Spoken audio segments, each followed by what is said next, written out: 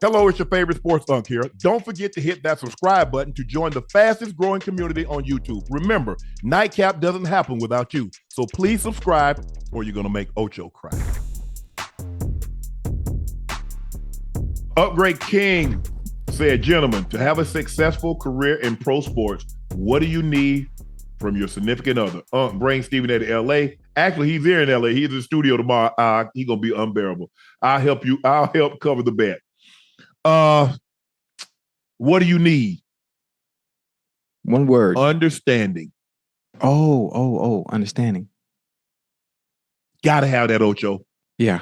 Cause the male or the female? The female. Oh.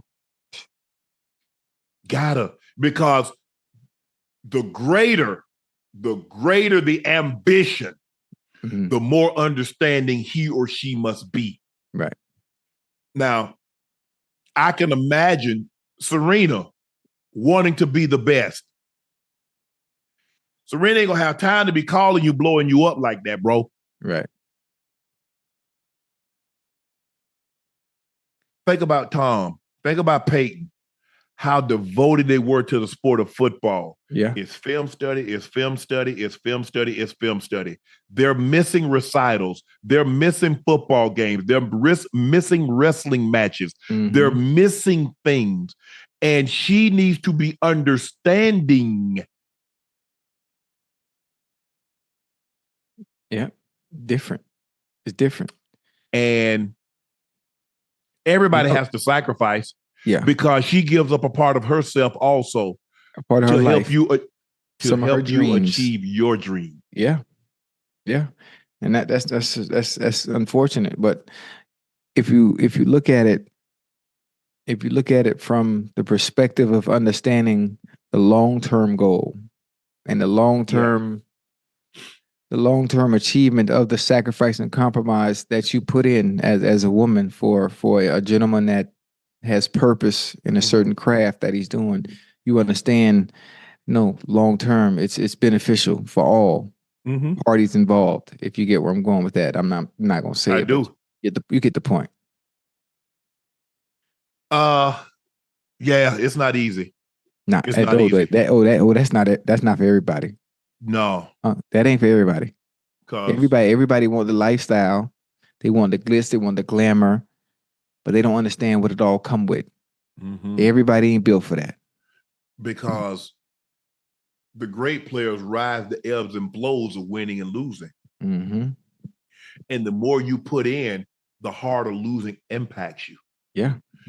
You and I talked about, and I tell people this all the time, winning never feels as good as losing hurts. You get to move on so easy from a win. But it's the losses. See, winning doesn't motivate you. It's the losses. Yeah. What motivated Jordan was getting past the bad boy Pistons. It drove him. He obsessed over it. Right. It drove him. He got cut from his high school basketball team. It drove him. That's crazy. Can you think about Michael Jordan getting cut? Yes. Yes. You're not big enough. You're not strong enough. You're not fast enough. You're not good enough. You're not smart enough. That's what's driving Lamar. Lamar wants to, all y'all that said I should change position and become a wide receiver or running back. Running back. I'm a 2-time league MVP. 2. And I was 1 vote from being a 2-time unanimous MVP. That's what's driving. Now he goes say, nah, bro, they didn't believe in you.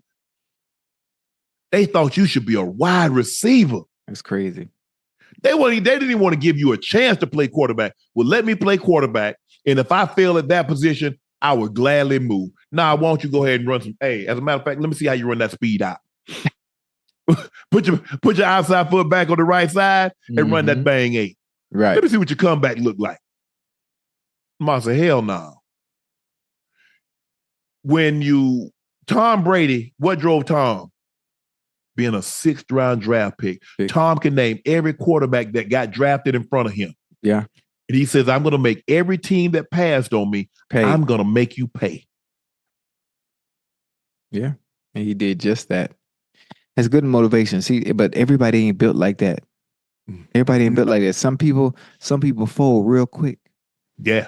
Going in the 6th round. Oh, I'm going in the 7th round. And I'm sure there are a lot of players that are upset based on where they got drafted as opposed to where they wanted to go. And I say it all the time. It's not where you get drafted. It's not where you go. It's not where you get drafted. It's what you do once you get there. Mm-hmm. What you do once you get there. It don't matter if you really who you think you are. But once you get there, you handle your business. You're gonna get what you deserve. It's simple. That's it, for sure. I think for me, Ocho, think about this. I got drafted to one of the 3 teams that had the H-back position. Mm-hmm.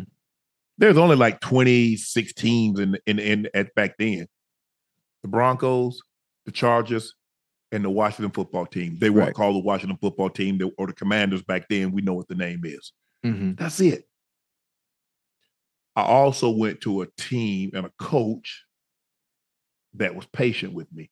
And I think the thing was, because normally a lot of times they don't show a whole lot of patience with a 7th round pick, because I was only supposed to be a camp body anyway.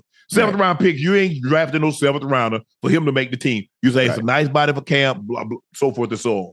Fresh but legs. John was the key, because I remember like the first day of training camp, like not the second or third day of training camp, we had a drill, Ocho, where the DB was in front of us. Mm-hmm. And John was throwing it, and we were supposed to reach over the DB's head and catch the ball.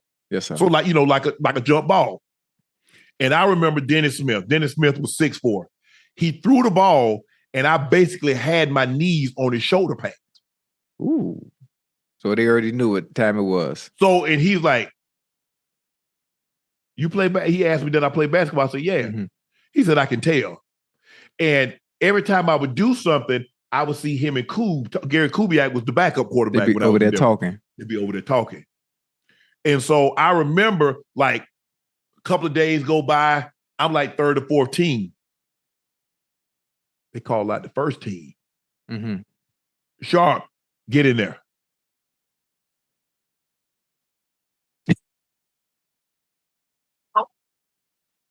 Ocho. I know that feeling. Ocho, how I forget every play? Ocho, I swear. If you don't believe, I tell you what, ask anybody that was in that training camp. Ocho, they put me in motion. Put me in motion. I stop. What I got again? I swear. I put that on everything. I forgot. You were nervous? Ocho. You were nervous? Was I? Yeah. Because now John Elway gonna be throwing me the ball. Yeah. Because I was going in with the quarterbacks that I knew were gonna get cut. Right. Now John Elway gonna be throwing me the ball. Right. Man, I drew a blank. I was like, ooh, I can get it up and get this. Hey, what I got again? Hey, that's funny. Hey, man. I know that was a good feeling, though. I know that was a good feeling. Oh, man. And what you call them? Like my first day of practice going to starters, Ocho. You know, I had these thin pads. Yeah. And I don't know what happened, but anyhow, somebody, he hit my thigh pad, but it went through my thigh pad and his cleat hit in my quad. So it opened up a wound. So you know that muscle, that thing gonna tighten up. Right. Man, Ocho, I slept. I remember somebody saying, if you sleep with your knee bent, right, it'll help. How I slept the whole night with my knee belt with a belt. Man, I couldn't walk the next morning.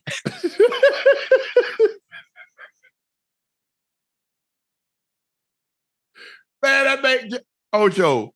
I was hurting so bad. It stiffened up, huh? Yes. That blood clot? Yes. Yeah. It stiffened up on me. I hate that. Man, I went out there, Coach, and I was like, Coach, I'm just I had to buy. Hey, remember that? What was that machine? It was a piece of metal, and they used it to oh yeah. I know. Yeah. Oh man, I was that hurt so bad. Man, it's scraping. Oh, scraping. That's what it was. Oh, that hurt so bad. Man, Ocho, I was crying because I'm trying to get them to relieve that pressure, man. Mm-hmm. Man, I don't know who I heard say that to me, man. If you sleep with your knee bent. So Ocho, I got a belt and slept with my knee bent the whole night. thinking that was Man, gonna I help. got. But I know the pain you talking about because like I caught a knee to the thigh, That thigh bruise. to the side of the thigh, and that blood built up and they had to break that up with that. What's that thing? The scraping That thing? scrape, yeah, it's a scrape. I know exactly what you're talking about. I had a towel in my mouth, biting on the towel, crying and screaming. Boy,